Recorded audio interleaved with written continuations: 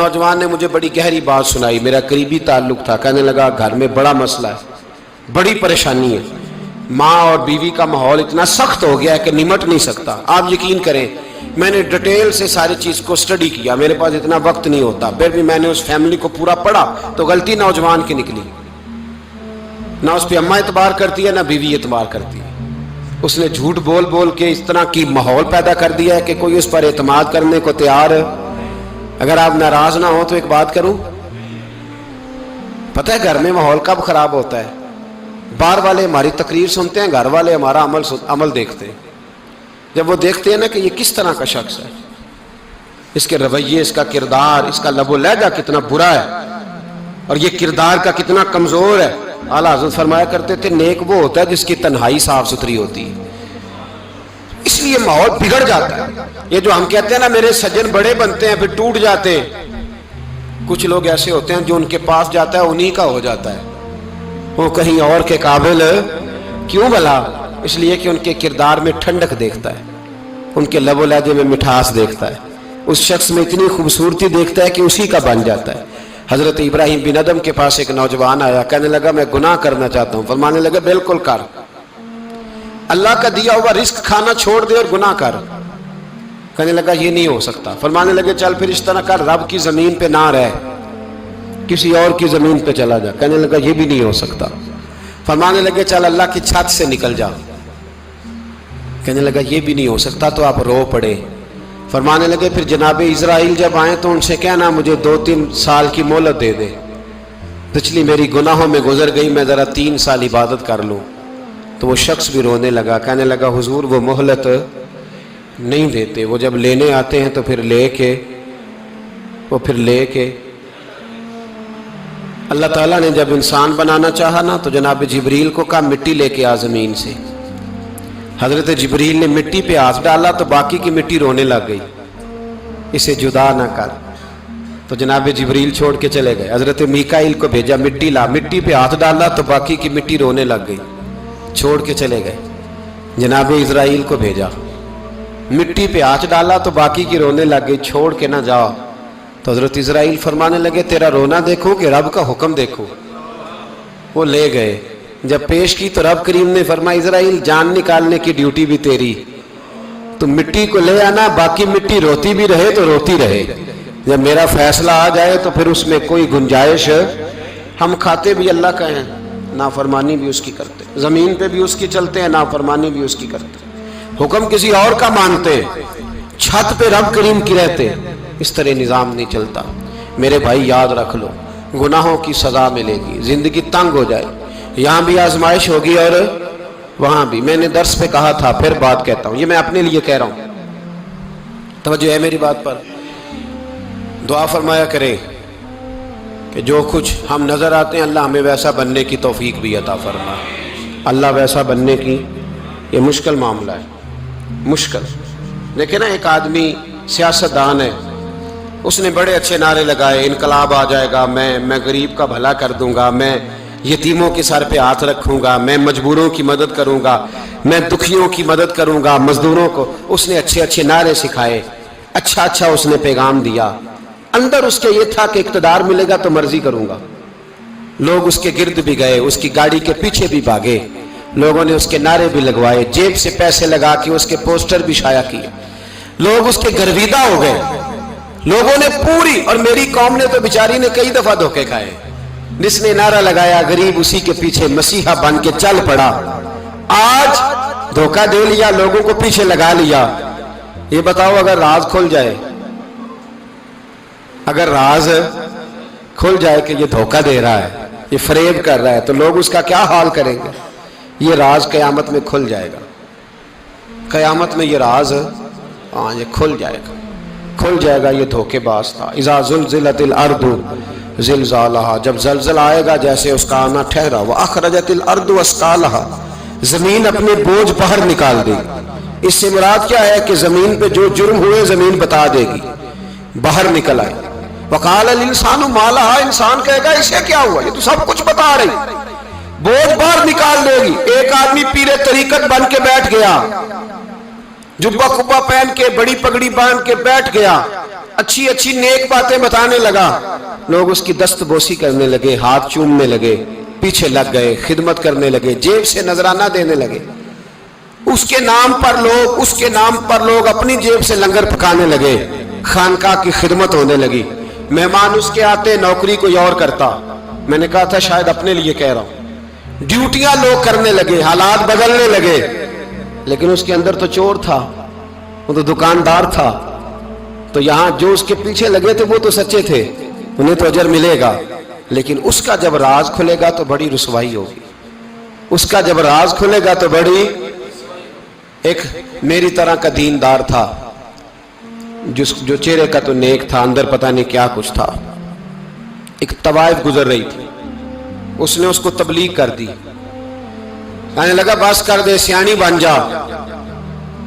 تو کسی دانشور میں لکھا ہے اس نے بڑا سخت جواب دیا، اس عورت نے کہنے لگی بابا میں تو جو ہوں وہ نظر بھی آ رہی ہوں، تو بتا جو تو نظر آتا ہے وہ تو ہے کہ نہیں؟ اس بندے نے چیخ ماری اور بے ہوش ہو کے گر پڑا۔ تو لوگوں نے کہا بابا آج کسی صوفی کا کلام سنا ہے جو بے ہوش ہو گیا؟ تو اس نے کہا نہیں، آج طوائف کی بات سنی ہے، طوائف کی، اور وہ عجیب بات کر گئی ہے، وہ کہہ گئی ہے میں تو جو ہوں میں نظر آ رہی ہوں، تو بھی تو بتانا، تو بتانا کہ تو دستار امامت پہنتا ہے۔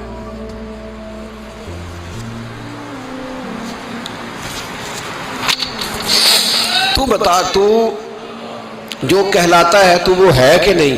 یہ وقال الانسان ما لہا، یہ راز قیامت میں کھلے گا۔ ہم جو کچھ بتا رہے ہیں نا اپنی زبانوں سے، ہمیں اپنے گناہوں کا احساس ہونا چاہیے۔ ایسا نہ ہو کہ جب سزا ملے تو پھر اس طرح کی ملے کہ دوبارہ کسی کو کوئی منہ دکھانے کے قابل نہ رہے۔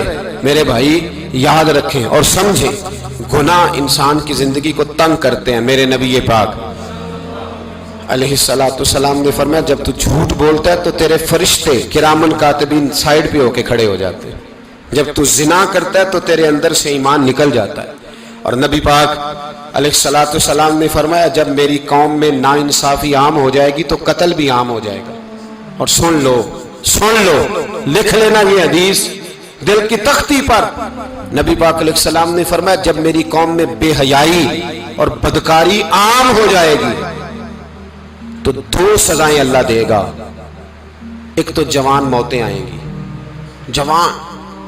جوان بچے کچھ بھی نہیں دیکھا چلے گئے، اور دوسری سزا اللہ یہ دے گا کہ ایسی بیماریاں آئیں گی جن کا علاج نہیں ملے گا، ایسے امراض پھوٹ پڑیں گے۔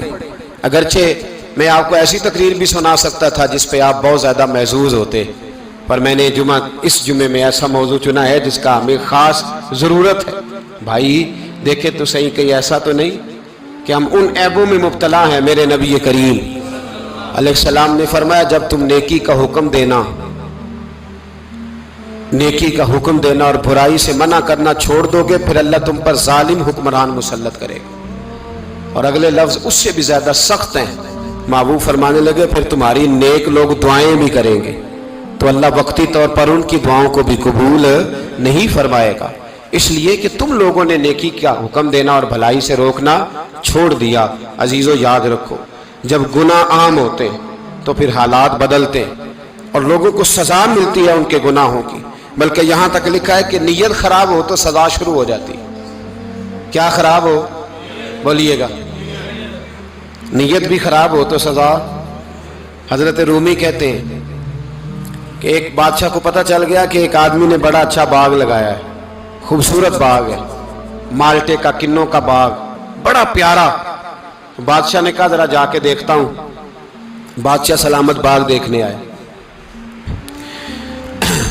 تو اب وہ مزدور آدمی تھا، عام آدمی تھا جس نے باغ لگایا، کسان تھا، اس کو کہا کہ چند کنوں توڑ کے لایا تو بڑے پیارے لگے، ایک دو اور لایا، کھائے، بڑے میٹھے، بڑے پیارے، بڑے توانا، بڑا مزہ آیا۔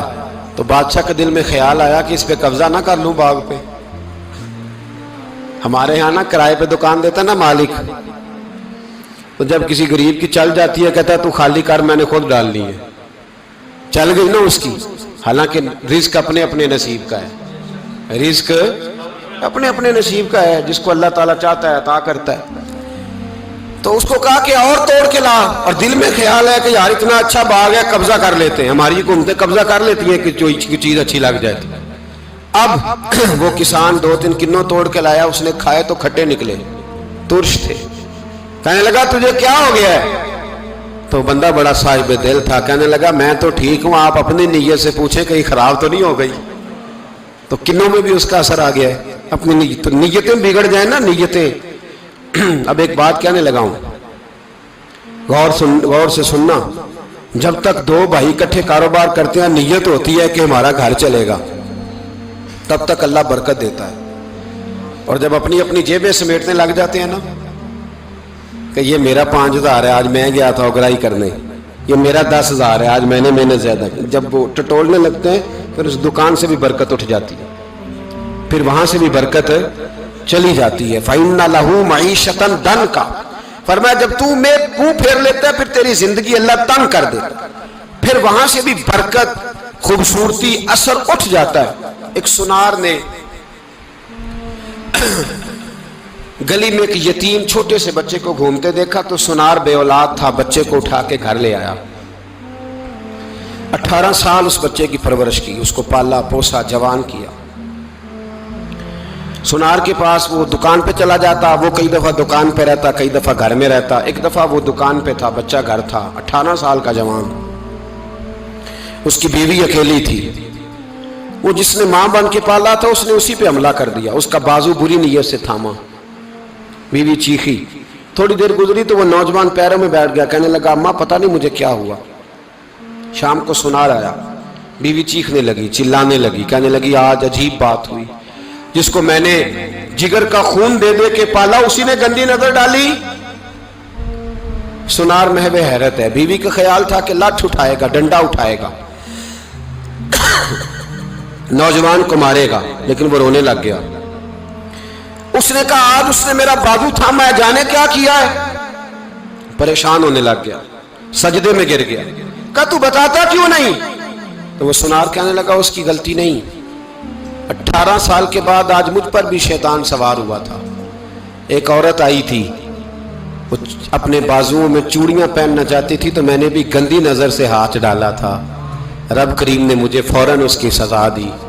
جن کے گھروں میں بیٹیاں ہوتی ہیں ان کی نظریں گندی نہیں ہوتی، جو بیٹیوں کے باپ ہوتے ہیں، جو بہنوں کے بھائی ہوتے ہیں، ان کی نظریں گندی۔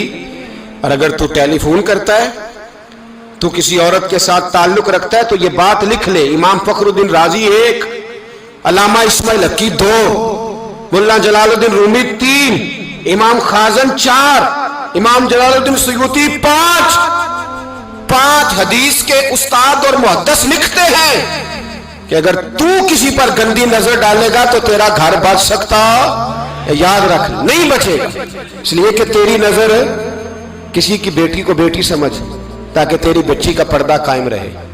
کسی کی بہن کو، یہ کیا بات ہوئی کہ تو جتنا مرضی گند معاشرے میں پھیلاتا رہے تیرا گھر بچا رہے، یہ کیسے ہو سکتا ہے؟ فَإِنَّ لَهُ مَعِيشَةً ضَنْكَ، اللہ فرماتے ہیں زندگی تنگ ہو جائے گی تیرے لیے مشکل، تو ڈھونڈتا پھرے گا کہ میں مرنے کو جگہ تلاش کروں۔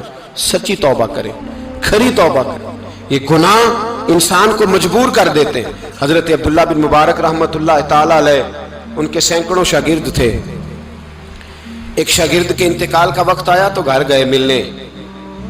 آپ کہتے ہیں میں نے زور لگا لیا پر اس کی زبان پر کلمہ جاری نہیں ہوا۔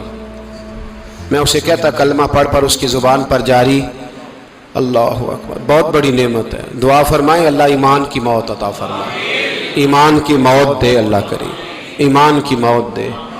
ایسے بھی لوگ دیکھے ہیں، مسجد نبوی ہے، رسول اللہ کا شہر ہے، سر سجدے میں ہے، روح پرواز کر گئی، روح پرواز، کتنا نصیبوں والا ہے، کتنا نصیبوں والا ہے کہ مسجد نبوی میں سر سجدے میں رکھا ہے، اور اللہ تبارک و تعالیٰ نے محبوب کے قدموں میں موت عطا فرمائی۔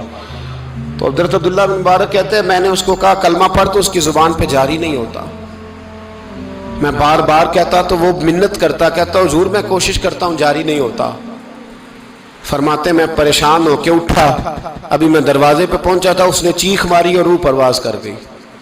بچے رونے لگے، بیوی رونے لگی، تو میں نے اس کی بیوی سے کہا کہ یہ جرم کیا کرتا تھا، اتنا بڑا پاپی پہ کلمہ جاری نہیں ہوا۔ اس کی زوجہ کہنے لگی حضرت جی 2 گناہ تھے اس کے، ایک تو یہ شراب کا عادی تھا، روکتی تھی باز نہیں آتا تھا، اور دوسری بات یہ کہ یہ اپنی اماں کا نافرمان تھا۔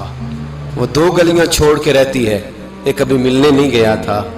اس بوڑھی کا کلیجہ اس کی طرف سے بڑی تکلیف میں تھا، تو حضرت عبداللہ بن مبارک کہنے لگے جا تو بھی دعا کر اور اس کی ماں کو بھی کہہ دعا کرے کہ یہاں تو یہ کلمہ نہیں اسے نصیب ہوا، اللہ کرے اللہ آخرت کی منزلیں اس کی بہتر فرما دے۔ میرے بھائی ایسے گناہ حضرت مالک بن دینار نے توبہ کی انہوں نے۔ کس طرح؟ فرماتے میں نشے کا عادی تھا، کسی نے مجھے کہا کہ بطور دوائی شراب پی لو تو میں نے پی لی۔ نشے کا عادی تھا، شراب پیتا تھا۔ اللہ تعالیٰ نے بڑی منتوں اور کوششوں کے بعد، منتوں کے بعد ایک بیٹی عطا فرمائی، وہ بھی 2.5-3 سال کی ہوئی تو پردہ کر گئی۔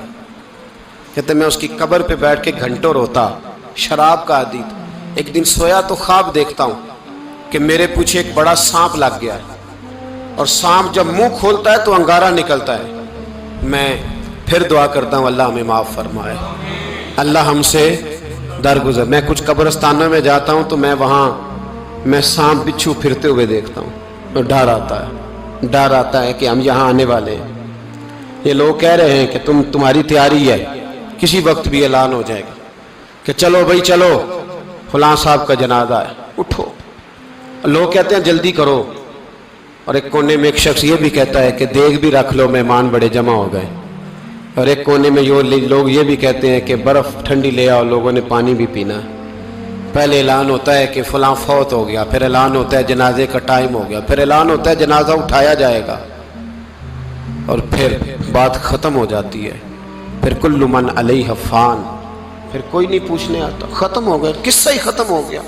ان لوگوں کی کہانی مٹ گئی، ختم ہو گئے، بڑے بڑے کج کلا، کوئی پوچھنے والا نہیں۔ موت کا راج ہے موت کا راج، موت راج کرتی ہے بس، اور کسی کا راج نہیں۔ وہ راج کرتی ہے، جدھر جاتی ہے اسی کا راج ہے، راج کر رہی ہے۔ تو حضرت مالک بن دینار کہتے ہیں قبرستان میں نے دیکھا، میں خواب دیکھتا ہوں بڑا اژدہا، اس کے منہ کے اندر آگ میرا پیچھا کر رہا ہے۔ کہتے میں خواب دیکھ رہا ہوں، میں دوڑا، لیکن وہ اژدہا جب میں دوڑا تو میرے آگے آ کے کھڑا ہو گیا۔ میں مشرق کو دوڑا تو وہاں بھی آ گیا، مغرب کو دوڑا تو وہاں بھی آ گیا۔ جناب مالک بن دینار کہتے ہیں ایک بوڑھا شخص کمزور مجھے بچانے آیا، پر اس اژدہا نے پھونک ماری تو وہ بوڑھا آدمی دور جا گرا۔ کہتے میں چیختا تھا، چلاتا تھا، ایک پہاڑی پہ میں بھاگا گیا تو وہاں مجھے میری بیٹی ملی، مجھے فوت ہو گئی۔ وہ اس اژدہے کے آگے اس نے یوں ہاتھ کیا تو اژدہا پیچھے بھاگ گیا۔ میں نے بیٹی کو گود میں اٹھایا، میں نے کہا بیٹی یہ کون تھا؟ کہنے لگی ابا یہ تیرا برا عمل تھا، یہ تیرا برا عمل تھا، یہ تجھے کھا جاتا اگر میں نہ ہوتی۔ تو کہا یہ بوڑھا جو مجھے بچانے آیا یہ کون تھا؟ کہا یہ تیرا اچھا عمل تھا، پر کمزور بڑا تھا، تھوڑا تھا، یہ تیرے برے عمل کا مقابلہ کرنے کی ہمت نہیں رکھتا تھا۔ حضرت مالک بن دینار کہتے ہیں میری بیٹی نے خواب میں میری داڑھی پکڑ لی اور کہنے لگی ابا میں چاہتی ہوں تو صحیح ہو جا، ایسا نہ ہو کہ پھر تیرے پیچھے یہ اژدہا لگ جائے۔ حضرت مالک بن دینار کہتے ہیں جب میں سو کے اٹھا تو میری داڑھی آنسوؤں سے بھری ہوئی، پھر اس کے بعد میں نے توبہ کی، اس طرح کی توبہ کی کہ پھر میں نے کوشش کی کہ دوبارہ میں اپنے رب کی نافرمانی نہ کروں۔ حضرت عبداللہ ابن عباس فرماتے تھے جو دنیا میں ہنس ہنس کے گناہ کرتے ہیں نا،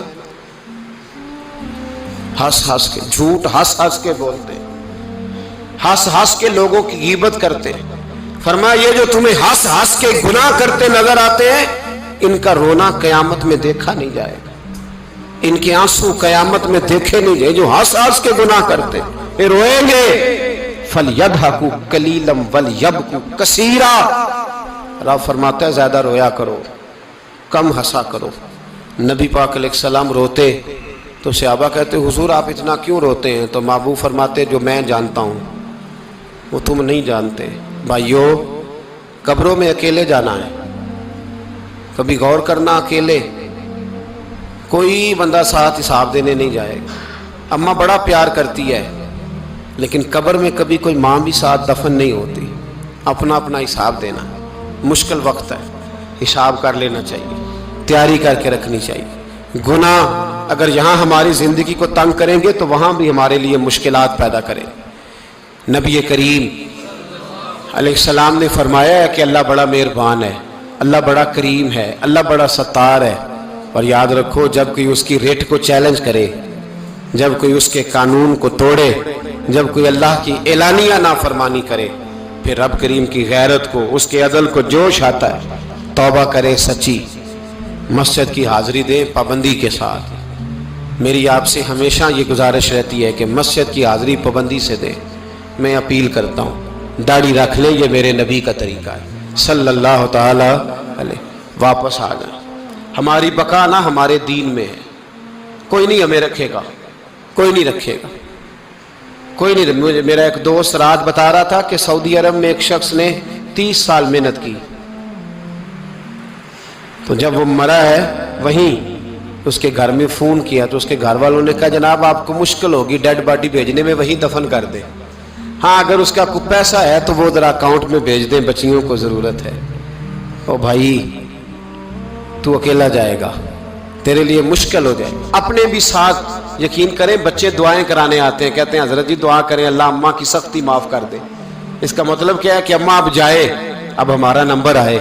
बच्चे तो इंतज़ार कर रहे हैं कि अब्बा जाए और गद्दी पे हमारा नंबर आए। तैयारी है, अकेले जाना है, अकेले सख्त सा मरहला है, अकेले सारा कुछ फेस करना। आज तौबा करें, वहाँ के कीड़े यहाँ रह के मारे, अपने साथ जुल्म ना करें।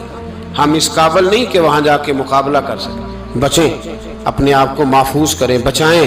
हिसाब अपना अपना देना है। किसी बाप ने अगर अपने बच्चों को हराम खिलाया तो बच्चे तो नहीं कह रहे थे ना कि हराम लेके आ, तो बाप ने हिसाब देना, वालिद ने।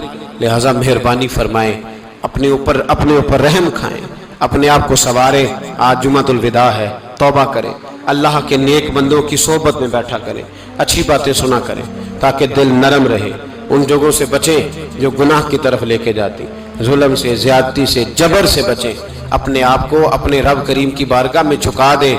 हमारा कहीं और गुजारा नहीं, कोई नहीं हमें पूछेगा। इकबाल रो पड़े आखिरी उम्र में, रो पड़े और अल्लाह की बारगाह में अर्ज करने लगे, ना जहां में कहीं भी अमा मिली, जो अमा मिली तो कहाँ मिली, मेरे जुर्म खाना खराब, तेरे अफवे बंदा नवाज में। पनाह सिर्फ अल्लाह रसूल की बारगाह में, बाकी कोई पनाह देने को तैयार नहीं है। दुआ करता हूँ अल्लाह की बारगाह में, अल्लाह हमें सच्ची तौबा की तौफीक अता फरमाए। आखिर दावाना अनिल हम्दुलिल्लाह।